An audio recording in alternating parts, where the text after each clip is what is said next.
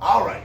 In this series, we're going to go over underhooks and overhooks. So essentially between the two, the names and the descriptions pretty much tell you what they do. Underhooks go under, overhooks go over. They are natural enemies, and ultimately if you find an underhook, okay, it should, or somewhere nearby, should be paired up with an overhook to counter it in its application. So if we're coming in, so I'm gonna have Matt and Shauna. So through here, all Matt's gonna do is just put his arm underneath Shauna's armpit, okay? So right here, if you would like to bring the camera around, as in an underhook, okay? Right now, the underhooks, their primary goal is to lift. So if he continues to use his underhook, it lifts Shauna's arm, and underhooks are an incredible gateway to the back.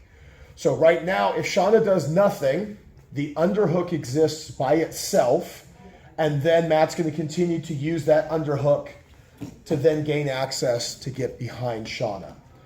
The natural enemy of the underhook is the overhook. So through here, Shauna's literally just putting her arm over, that's why I said overhook, over Matt's arm, and then she's placing her hand between herself and Matt. So now the underhook is in place, and now if Matt tries to use the underhook to go behind Shauna, it no longer becomes effective. Now, underhooks, their primary job is to lift. Overhooks, their primary job is to block the underhook, and if the underhook lifts, the overhook collapses and it pushes down. They are natural enemies to each other. The biggest part, though, is between the two, the underhook is king. Simply because we've already seen earlier, take the overhook out, the underhook can exist without the overhook. But the overhook can only ever exist because there's already an underhook. This is why underhooks are king, because they can exist by themselves. Overhooks can only ever exist because an underhook is in play. Now, for us, our version of the overhook is a whizzer. So anytime we're putting an overhook in play, it should be a whizzer. Now, a whizzer is a specific kind of overhook, but not all overhooks are whizzers. So, and that's whizzer, not wizard, whizzer. So when Matt goes underhook and Shauna puts her arm over the top, this is just an overhook. When it becomes a whizzer is when Shauna starts to really drive her shoulder down. If you'd like to bring the camera to the front. To the front, please. Coming. To the front, please. Coming. Wow. Wow, you're... Took the long way. So her shoulder pressure is driving Matt's body and head down. That is the whizzer that we're trying to create. She can literally put her arm in place. That's the overhook. But it's the downward shoulder roll and pressure that specifically starts to turn it into a whizzer in application. So our preferred overhook instantly goes into a whizzer.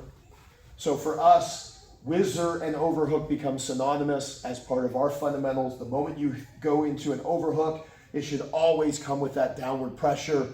It should not be done by itself. It should always come with the pressure. But again, all whizzers are overhooks, but not all overhooks are whizzers. So now we're going to go into a pummeling drill. So a pummeling drill, each is going to get an underhook and each has an overhook. Remember, the overhook is the counter to the underhook, so they're both equal right now. So what they're going to do through here is they're going to pick their head up, and then what they're going to do is they're going to take the overhook, they're going to pummel or swim their way inside, and ultimately they just switched which side is now controlling the underhook and which side now has an overhook. Novers, these are overhooks, not whizzers, because they're simply overhooking the arm, but you notice this doesn't have that downward tension. So now again, they're going to open up, swim inside, and they're just switching off side to side. So now they can go in and go from side to side, going from underhook and whizzer or underhook and overhook into underhooks on the opposite side. So right now in this position, they're fighting into a 50-50. They both have an underhook. They both have an overhook. They're equal in their application. This is what we refer to as a pummeling drill. So this act is pummeling our way in. We swim our way inside to get into the underhook. Now, you'll notice with their feet that they are stepping as they are making each of their underhooks. They're bringing the underhook to the forward leg, or they're bringing the forward leg to the underhook. Okay? Now, okay, go ahead and pause. There are two variations that you can play with through here. One is you literally step forward, step back, step forward, step back, step forward, step back. Okay, that's one variation.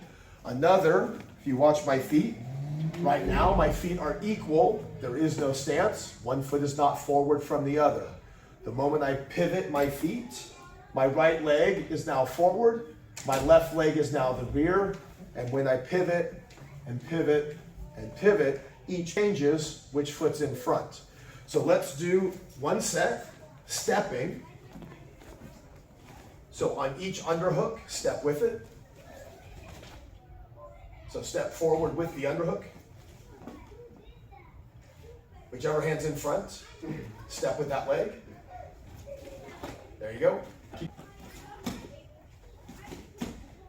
Okay, now pivot on each underhook.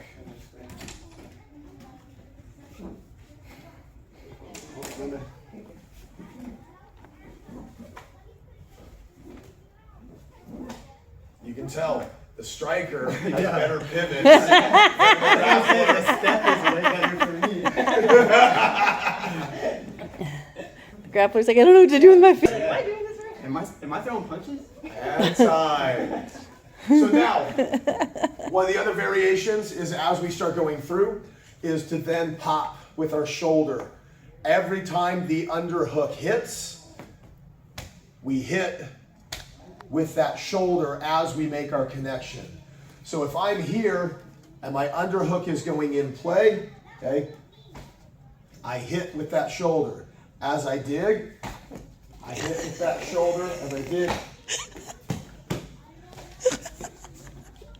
So that on each attempt, as I'm pummeling my way in, I'm hitting with my shoulder in an attempt to off-balance my partner so that my underhook is not just the arm itself, that by the time I make my I'm literally throwing my shoulder in. He's going to be throwing his shoulder in at the same time. So what you'll hear is almost like a popping noise. Pop, pop, pop, and that's the bodies hitting together. Because one of the things that we're trying to do is as we get the underhook, it's to be able to use it to lift and to be able to take them off balance. But I have to get them off those feet in the process. So when we're pummeling, okay, so as we're here and we're, okay, each step, I'm hitting that shoulder on the way in so that if I can get him off balance, then it gives me access to his hips to be able to make my throw or the like.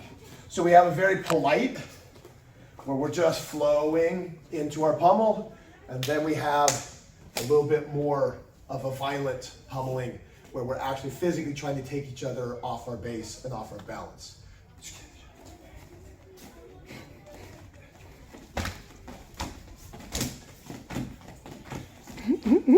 Yes.